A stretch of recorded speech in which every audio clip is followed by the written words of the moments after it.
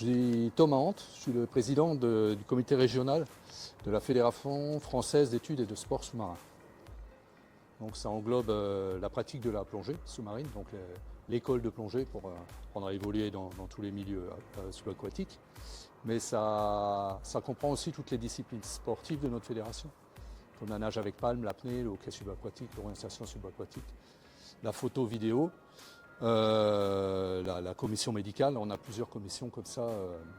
Alors la grande majorité de nos pratiquants sont des personnes qui évoluent pour l'exploration, mais il y a aussi toutes ces disciplines complémentaires de nos pratiques. Et nous avons notamment une commission environnement et biologie qui est très active.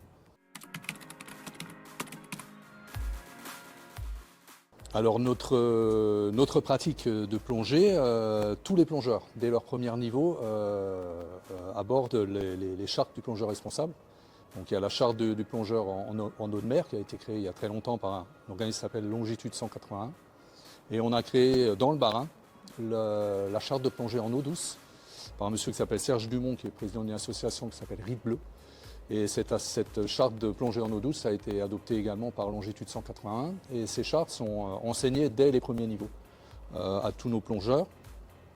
On utilise des outils numériques, deux outils qui s'appellent Doris et Chromis, qui sont en fait des carnets de plongée sur lesquels on répertorie des espèces.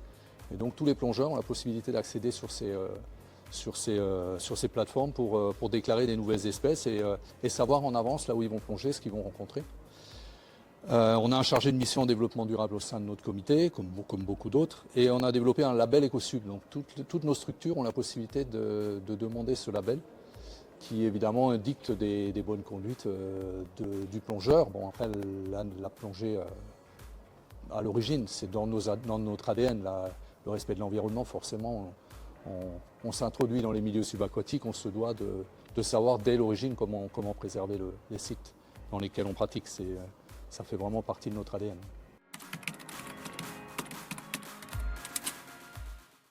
J'aimerais développer un peu plus Doris et Chromis parce que c'est quelque chose qui est connu mais pas suffisamment.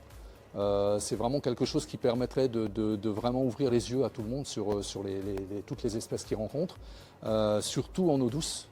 On a l'impression que quand on plonge dans une gravière ou dans un plan d'eau quelconque, il n'y a pas de vie. En fait, la vie, elle est tellement cachée quelquefois qu'on ne se rend pas compte de tout ce qu'on croise.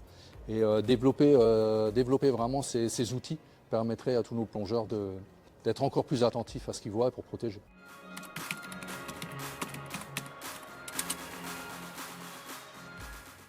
La plongée est un sport qui se pratique par toutes et tous, de 8 ans à, on va dire, 88 ans. On a beaucoup de disciplines à travers nos activités. On connaît la plongée, mais je parlais de toutes nos disciplines sportives qui sont attractives, qui sont ludiques. Donc c'est vraiment des pratiques qui peuvent s'adresser à tout le monde. Tout le monde peut y trouver son compte dans nos activités. On peut pratiquer chez nous. On peut pratiquer chez nous en Alsace. On peut pratiquer chez nous dans le Grand Est. Toutes ces activités. On est quand même près de 10 000 licenciés dans tout le Grand Est. Dans 144 clubs, donc on est une fédération très représentée dans le Grand Est.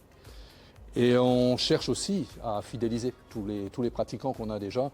On a beaucoup de travail à faire là-dessus, sur la formation de l'accueil, sur l'attractivité des autres disciplines, leur présenter vraiment toutes les autres disciplines. Donc aussi à travers déjà garder ceux qui sont là, c'est aussi important.